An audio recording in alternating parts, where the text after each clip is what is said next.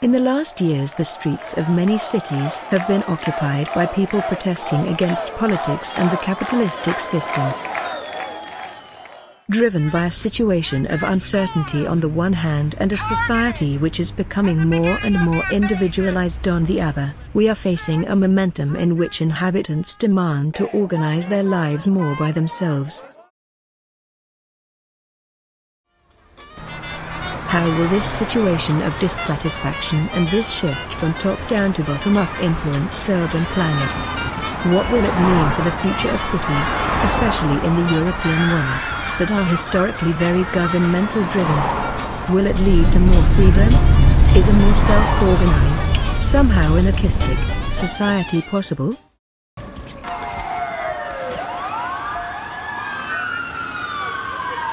Shock effect of the government meltdown unleashes a general paranoia.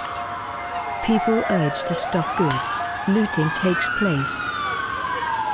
Due its relative autonomy, army attempts to control the city by implementing state of emergency rules. Due to the general feeling of insecurity, individuals react immediately, blocking their property windows and securing their goods.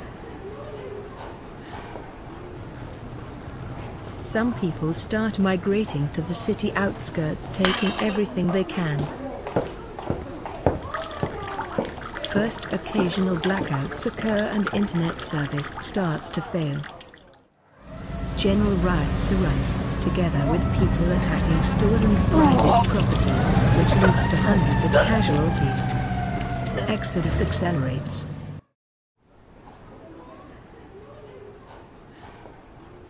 Building-scale collaborations appear, organizing water collections and storages as well as security arrangements.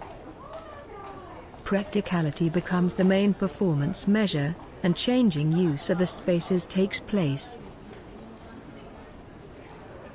Lower floors are mostly abandoned due to safety reasons. Fissures in organization and provisions inside the army begin. Food crisis strengthens the tendency of leaving the city to be closer to the means of production. Pop-up clinics appear by refunctioning public buses and vans, in order to deal with increasing number of malnutrition cases by means of drip infusions of nutrients and vaccines. Number of inhabitants systematically and unavoidably decreases. People start to develop more collective approaches to self-management of food supply and more communities emerge.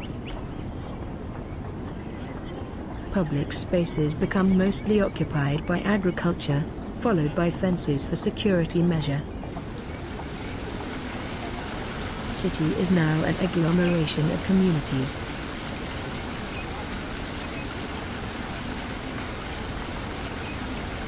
Individual attempts for collecting rainwater and producing energy start to appear. People move to the upper levels for sunlight and security. Knowledge becomes a key competence. In order to share knowledge, workshops emerge naturally within the communities. People start to develop technical solutions for several issues. Workshops become a major breakthrough. They transform into systematic platforms of knowledge in production. Communities develop production lines implementing more efficient water purification systems, hydroponics and energy devices. The spread of knowledge leads to several fields of specialization. The city witnesses a proliferation of new technical solutions, which consolidates a base for further specialization in some of the fields. Some communities fail to organize production, causing thefts and conflicts between people.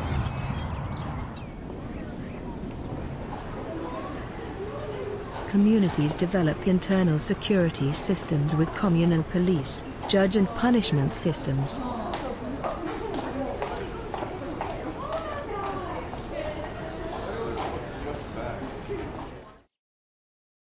Life is mostly localized.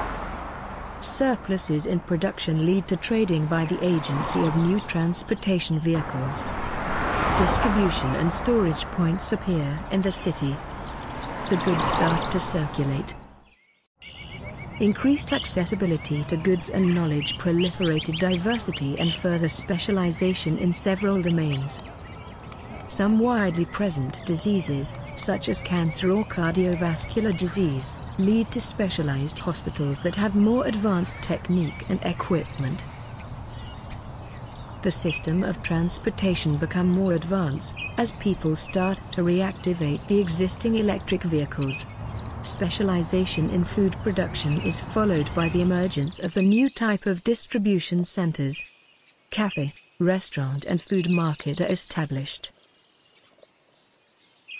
Locally produced, locally consumed. The economy starts to be more and more localized. Larger collaborations lead to larger infrastructures appearance in the city, aiming towards effectiveness in production. Economies of scale at work. The storage and treatment of water is placed in new nucleuses near housing and incorporating advanced forms of hydroponics. Intercommunal judgment systems are established to solve conflicts between communities.